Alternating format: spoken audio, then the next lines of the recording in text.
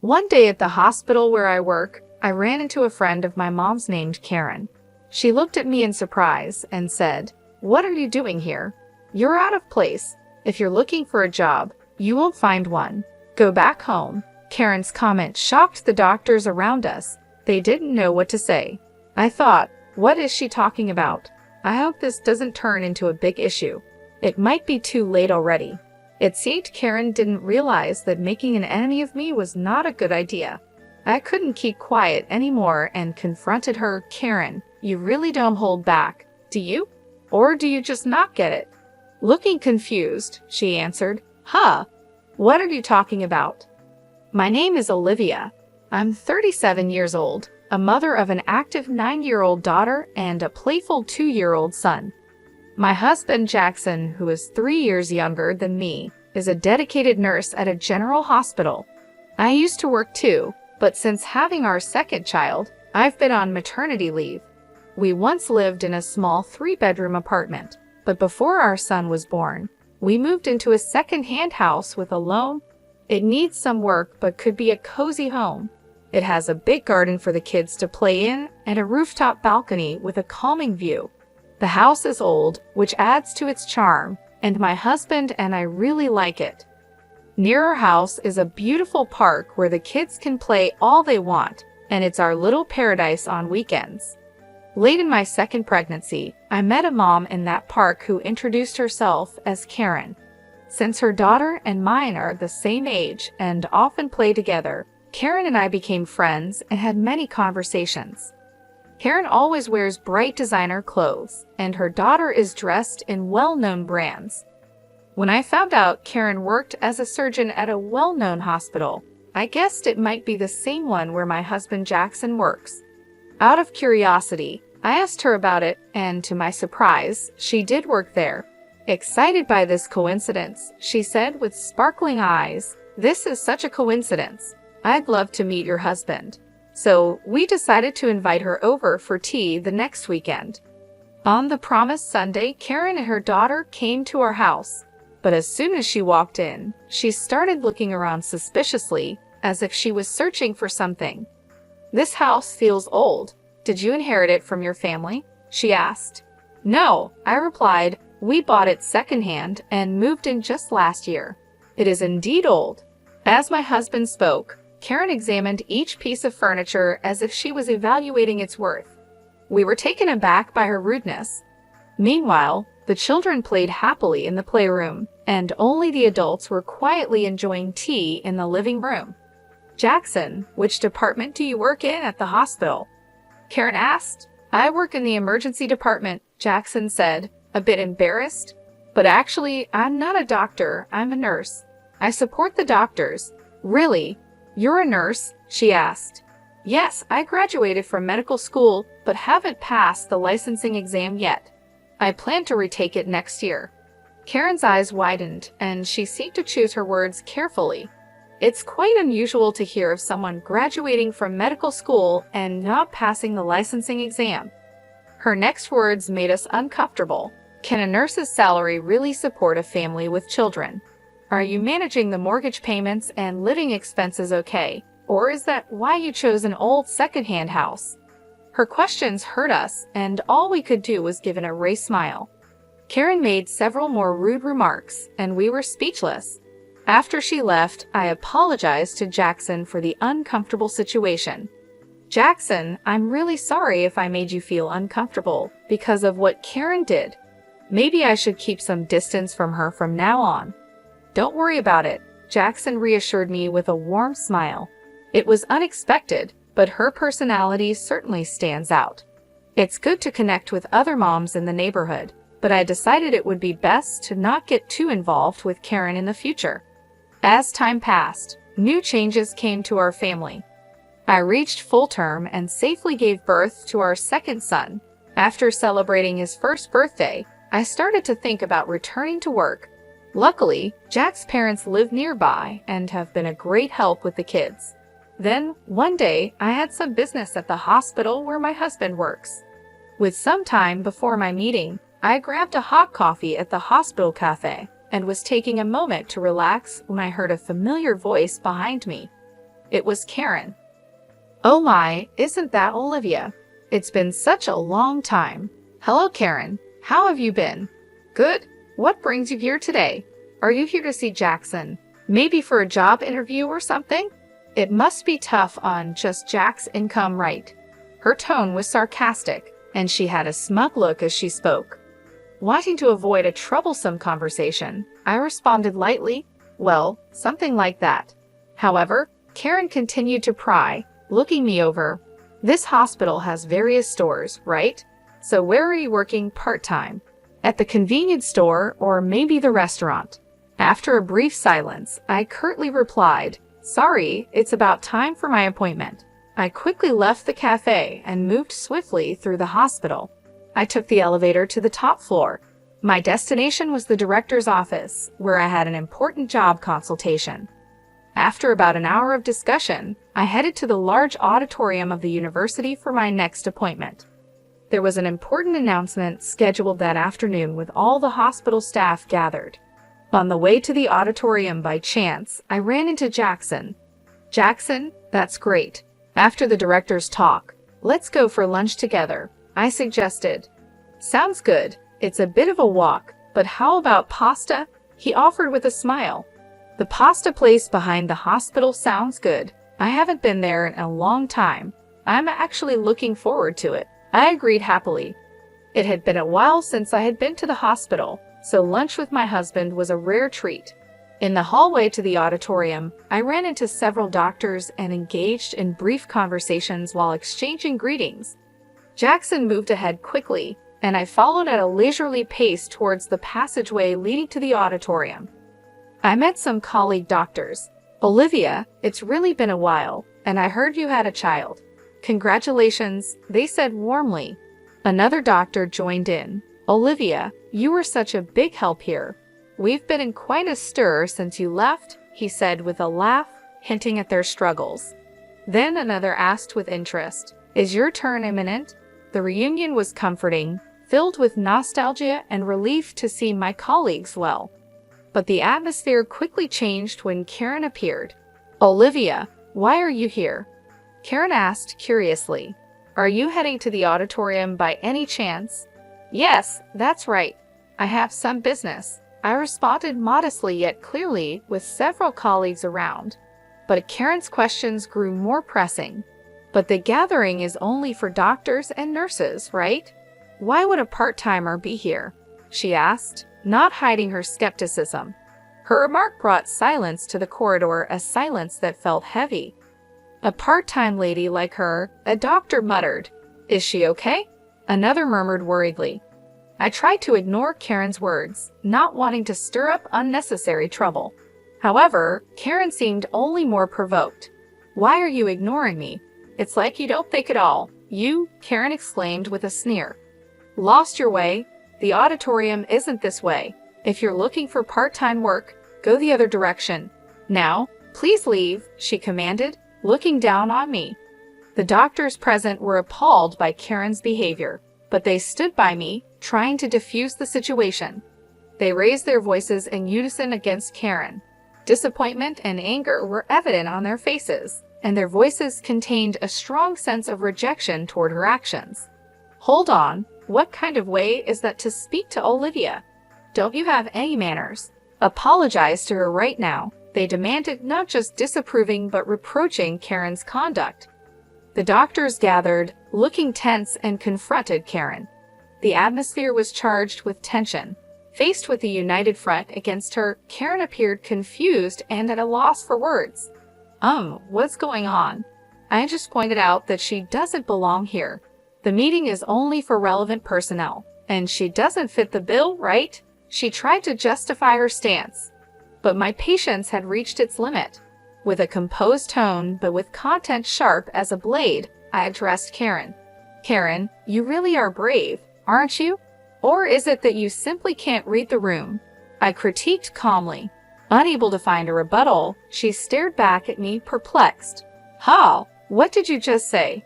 I calmly made my point clear. You'll understand soon enough the consequences your actions and careless remarks could bring. The doctors around us showed no sympathy for Karen. Look, your future here is now utterly uncertain, they told her sharply. You might want to start looking for another job while you still can. They nodded to each other, clearly having cornered Karen, who was still unable to hide her panic and anger. So why on earth are all of you defending this non-regular employee so much? I don't understand why you rate her so highly, she raised her voice. The conversation among the doctors echoed in the hallway. Are you the new surgical specialist who joined last year? One doctor asked her. So that's why you don't know Olivia. That's quite pitiful, another added. Karen, with anger on her face and indignation in her tone, retorted, What can you explain what you mean by that? Her anger stemmed from the belief that judging people by their professional standing, regardless of their duties as a doctor, was against human dignity. The fact that someone with such values was in our workplace was deeply shocking to me, and I couldn't help but feel distrustful. Karen seemed unaware, but in fact, I was the very person she should respect the most. The other doctors completely ignored Karen's questions and left her with cold stares, quietly leaving the scene. Well, Karen, we can talk more about this later. You may find my husband's position as a nurse pitiable, but no matter how hard you try, you can never be like Jackson. Besides, the fact that you find meaning in competing shows a great misunderstanding on your part, I said. Karen became flustered. Wait a minute, who on earth are you? You're not just a part-timer, are you? She raised her voice. I smiled secretly and replied, As I've already said, you'll come to understand shortly. With that, I hurried off toward the auditorium.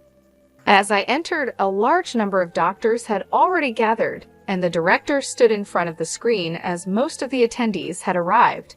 Everyone, thank you for gathering here during your busy schedules. Today, I would like to discuss the future direction of our hospital. He began and then proceeded to make an important announcement. Seeing Jackson in the crowd, he approached me and whispered, Olivia, good timing. I happened to overhear a bit earlier. Was there some trouble with Karen? Yes, she did point out something minor, but it's not a big deal. Interestingly, it seems she has misunderstood me for a part-time worker at this hospital. I replied, and Jack looked shocked. He responded, No way, Olivia as a part-timer. We couldn't help but laugh at how ridiculous the situation was. During this, the director finished explaining the annual business plan and moved on to an important personnel announcement. As you all know, our hospital has enough doctors and nurses. To further improve our medical services, we plan to start overseas training programs. The first training is scheduled in 3 months, and we will select 6 doctors and 6 nurses for it, he announced. This news was met with cheers from the doctors, and everyone was excited about the opportunity. Overseas training was a great chance to learn about the latest medical practices worldwide, and since it was the hospital's first initiative of its kind, everyone was thrilled. The director then said, Now, let's move on to announcing the selected 11. I remarked with a slight surprise, Look, the medical students have already been chosen. Jack listened silently next to me, waiting for the announcement to continue. First, I would like to introduce Dr. Karen. With her excellent clinical skills and remarkable treatment results, the director announced. There was no dispute in her selection. Surprisingly, Karen, who had just been in a conflict, was the first chosen as a trainee. The applause and cheers in the hall seemed to celebrate each accomplishment and effort. As Karen stepped forward, whispers of her notable achievements in medicine spread, highlighting her recognition among peers. The director continued with expectation. Now let's proceed with announcing the names of the rest who have been selected. A silence of mixed tension and anticipation fell as the names of the chosen 11 were called out one by one. Although Jack's name was not called this time, his expression showed no disappointment. He quietly watched with a sense of celebration as each selected individual stepped forward. Addressing the 11 lined up on stage, the director asked, Are all of you ready in spirit for the training? Please share a word about your enthusiasm and determination. He encouraged them gently. Each gave a brief but resolute speech, reaffirming their strong intentions. After everyone had spoken, it was finally Karen's turn. She spoke with proper decorum yet confidently. I am truly grateful for this training opportunity. I aim to help our hospital progress further with the advanced medical techniques I will learn abroad, she said with a polished greeting. Then she turned slowly towards where we were seated and continued in her assertive tone. However, this hospital has inexperienced nurses who continue to fail the national exam and bold individuals who try to attend medical conferences despite not being regular staff. I intend to improve and transform all these aspects. Karen's bold statement changed the mood in the room, and the looks directed at her turned cold.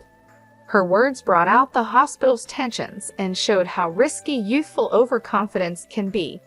The director's intense gaze seemed to freeze the room, adding gravity to the situation. Maintaining his calm, the director asked Karen, that comment was about those two sitting there, wasn't it? His smile was calm, but didn't reach his eyes. Confidently nodding, Karen replied, yes, exactly. There are those unfit for this noble assembly. Remaining composed, the director then called out unexpectedly, Olivia, could you come forward, please? With this invitation, I, who had been just an observer, suddenly became the center of attention. Confused and beginning to lose her confidence, Karen asked, why her? Why are you calling her name? The director, showing disappointment towards Karen, said in a quiet voice, Karen, I am disappointed in you. Olivia, please introduce yourself to everyone. Taking a deep breath, I started, hello, everyone, it's been a while. I am Olivia, the chief of the medical department. I apologize for any inconvenience my maternity leave may have caused, but I will be resuming my duties next month. I look forward to working with you all again. Karen's voice couldn't hide her surprise. Wait, she's the chief of the medical department. Her eyes searched the room for confirmation. Indeed, as the head of the medical team, I was about to return to my role. I had taken a 3-year parental leave to give birth to and raise my first son. The director, confirming the truth, added quietly, by the way, Olivia is my daughter. His words rang clear in the room, clearly defining the situation. Karen's expression shifted from confusion to shock. Her mouth opens as if she wanted to object, but no words came out. The room, filled with hospital staff, couldn't hold back, and suppressed laughter spilled out at the unexpected turn of events. The director spoke in a relaxed tone. Karen, for this upcoming overseas training, you have been assigned to be the team leader. Your deployment will be in a conflict zone in the Middle East. There is a shortage of both medication and medical equipment, and it's going to be very challenging. It will be interesting to see how well your skills hold up there. But don't worry, Olivia will be there to support you. Try to learn as much as you can under her guidance. Proud, Karen responded with dignity, I am a doctor too. Although I have no experience working abroad, my clinical skills and treatment records are first class. I will not allow myself to be underestimated. I replied to Karen with a calm but firm voice. Let me make one thing clear, Karen. In the near future, I am going to take over the directorship of this hospital from my father. Do you understand the weight of this fact? Karen's expression stiffened. Seeing this, I continued, yes, it seems you understand well. Depending on my decision, your future in this hospital may be affected. Karen could no longer hide her agitation. I haven't heard such a thing, she muttered. Jackson intervened calmly, adding quietly, Karen, we had not informed you about that matter beforehand. Your disrespectful attitude towards Olivia may well be something you deeply regret in the future. Towards the end of the meeting, the director stated firmly, please, everyone, a bit of silence. Karen in the discussions here, in the end, results are everything. No matter how excellent you may be, that is just one aspect. What's important is the results you can achieve in this hospital, and on that front, I have great expectations of you. Karen fell silent at the director's words, bowed her head, and nodded without saying anything. The director concluded, today's meeting is adjourned. As his words ended, everyone in the auditorium stood up and returned to their respective places. Stepping out of the director's office leisurely, I casually said, Shall we go for lunch? I've got a craving for pasta today. Side by side with Jackson, we left the meeting behind us. I started walking towards our favorite pasta place behind the hospital, leaving the building behind. As we were about to pass the small smoking area set up behind the hospital, I spotted Karen. She was deep in thought, taking a drag of her cigarette. When our eyes met, Karen awkwardly looked away. Just then, a loud crash caught our attention. A car had rear-ended another in an accident. Jack and I sprang into action immediately. The area was nearly deserted, so it was crucial for us to move quickly to help. "Are you okay?" Jack called out with concern and quickly checked on the people involved in the accident. One was the driver in the car that was hit, and another was a pedestrian who happened to be walking by. Karen also rushed to the accident scene, but seemed overwhelmed by the chaos. Acting on my medical instincts, I began to give directions.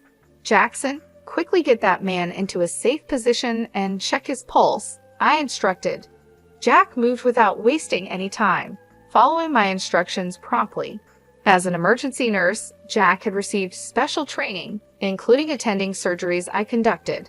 I had trained him rigorously, which helped him develop exceptional practical skills compared to other nurses. I then directed Karen with calm and clarity. "Karen, check if that elderly person is bleeding and assess their level of consciousness." However, Karen seemed paralyzed by the seriousness of the situation, standing still without moving. My voice grew firmer as I insisted, "Karen, do you understand what I'm saying? Please respond quickly." Her voice was tense. Karen was clearly overwhelmed, and with an unstable voice, she replied, "Ah, yes, what should I do?" Her panic was evident and seemed to add to the confusion at the scene. I rebuked Karen firmly yet patiently. "Don't you know what to do in an emergency? I doubt you're even a surgeon." Karen responded with what could be perceived as anger. "That's not true. There's nothing I can't do." But her actions, though active, clearly lacked effective measures, and she was just bustling about the scene. I then looked to Jackson. "Jackson, could you measure that elderly person's blood pressure and make sure there's no bleeding?" I gave the orders calmly. Jackson promptly replied, "Understood," and began to manage the situation. The accident scene started to regain some order with our swift response. Jack spoke to Karen with unusual sternness. "Karen, come over here and help." Karen reacted to Jack's command. "What do you mean? A nurse asking for such a thing?" she complained. But Jack cut her off. "This is no place for someone who can't do anything. If you're not going to help in this critical moment where lives are at stake, please step back," he said decisively. Karen was at a loss for words and stepped back from the scene silently. Jackson assessed the situation and reported to me, "The vitals are stable, but there might be internal damage. We should conduct a thorough examination as soon as possible." As professionals, we showed readiness to collaborate with other medical staff around us, doing our best for the patients. I led the response steadily. "Let's begin the procedures then. And the driver over there seems disoriented, but I don't see any serious symptoms. Let's move him out of here. Karen, could you please call an ambulance on your cell phone?"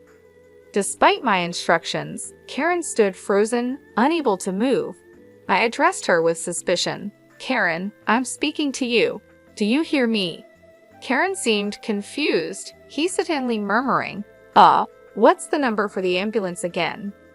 Jack intervened. "Just give me that phone." He stepped in and took over, arranging for the ambulance. About 10 minutes later, police and fire department personnel arrived, and the once chaotic accident scene started to be sorted out gradually. People gathered, including doctors, department heads, medical students, and even professors.